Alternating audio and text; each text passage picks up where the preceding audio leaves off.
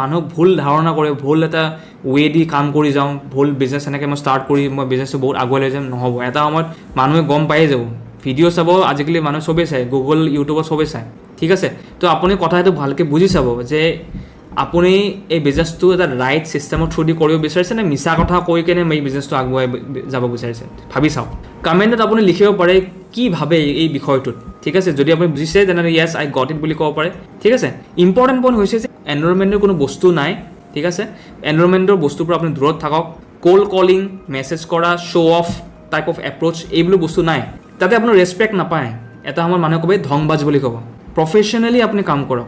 এটা মানুহৰ সন্মুখত আহি কিনে এটা ৰাইট ইনফৰ্মেশ্যন দিয়ক যে ফৰ এভাৰ পলিচিজ কি হয়, ফৰ এভাৰ আমি কৰিলে কি ধৰণে কাম কৰিব পাৰিম, ৰাইট। আমাৰ কিছুমান ছিষ্টেমেটিক এপ্ৰ'চ য'ৰ পৰা আপুনি ৰেচপেক্টো পাব, প্ৰফেশ্যনেলি বিজনেছটো গ্ৰ' কৰিব পাৰিব, সেইবোৰ আপুনি বুজিবৰ কাৰণে আপুনি মোৰ ডিছক্ৰিপশ্যনত চাব পাৰে যে